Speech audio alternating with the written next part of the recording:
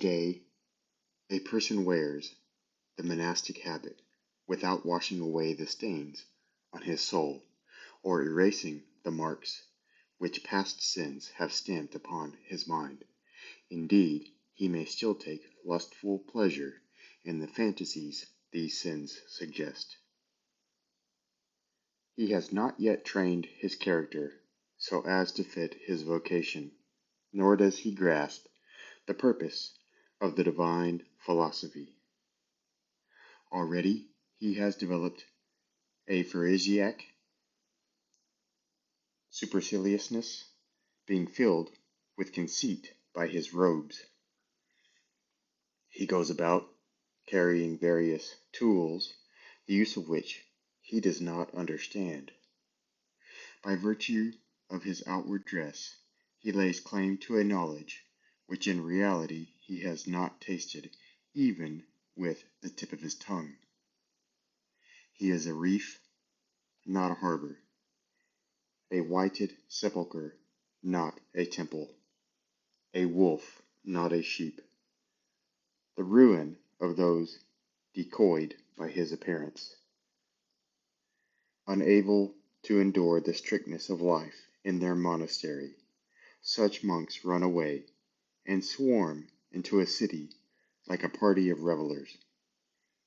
Then, when they get hungry, they begin to deceive others with an outward show of piety, and are ready to do anything to satisfy their needs. For nothing is more compelling and inventive than the demands of the body, especially when one is idle.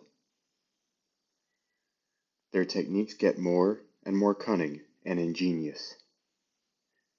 They hang about the doors of the wealthy like parasites, and like slaves they dance attendance on them through the streets, shoving people out of the way and clearing a path for them. All this they do for the sake of a meal, never having learnt to control their gluttony.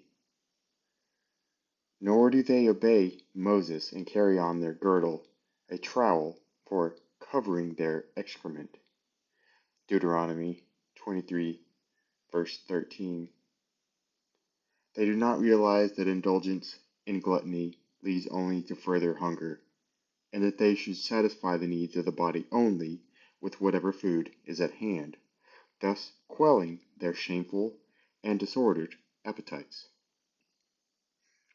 This is why the name of God is blasphemed, and the ascetic way of life, instead of inspiring men, fills them with disgust. The attainments of genuine ascetics are dismissed as trickery. Cities are full of vagabonds, and people are pestered at home, revolted by the very sight of these monks, seeing them standing at their doors more shamelessly than beggars. Many have even been admitted into people's homes, where for a little while they make a pretense of piety, deceitfully concealing their wicked plans. Then they rob their hosts and make off, thus bringing the whole monastic life into disrepute. Once the monks taught self-restraint, now they are banished from cities as a corrupting influence, and shunned like lepers. People would rather trust thieves and burglars than those who followed the monastic life, thinking straightforward criminals easier to guard against than plausible tricksters. These monks have not so much as begun the ascetic life, far less learnt the value of stillness. Perhaps they came to the monastic life because of some pleasure, because of some pressure, not realizing what is involved, so they regard it merely as a way of earning their living. This attitude might change to something more spiritual, if only they would stop knocking on every door, and if, shamed by their monastic habit into restraining their gross acquisitiveness, they were willing to impose a much-needed curb on their body. But by being self-indulgent, they do not realize how their soft living constantly breeds new and extravagant desires. It is difficult to treat those who suffer, from chronic diseases. For how can you explain the value of health to people who have never enjoyed it, but have been sickly from birth? Because this is their customary state, they regard it as a misfortune of nature, and even as perfectly normal. It is useless to offer advice to those who have no intention of taking it, but continue regardless on the downward path. In particular, those with a lust for any kind of gain, however shameful, are completely deaf to advice.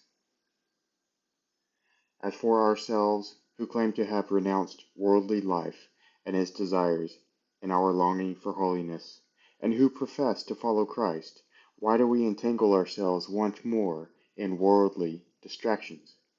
Why do we wrongly build again what we have rightly torn down?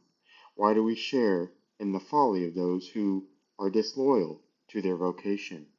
Why, in our pursuit of empty trivialities, do we kindle the appetites of our weaker brethren and fill them with greed? The Lord has commanded us to watch over those who are easily misled, not inciting them to evil, and preferring their advantage to our pleasure.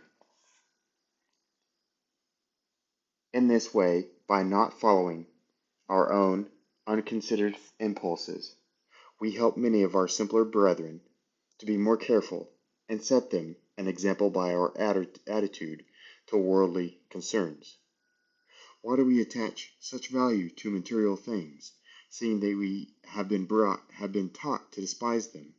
Why do we cling to money and possessions and disperse our intellect among a host of useless cares? Our preoccupation with such things diverts us from what is more important and makes us neglect the well-being of the soul, leading us to perdition. For we who profess to be philosophers and pride ourselves on being superior to pleasure are seen to pursue material gain with more zest than anyone else. Nothing brings such severe punishment on us as our persuasion of others to imitate our own evil ways.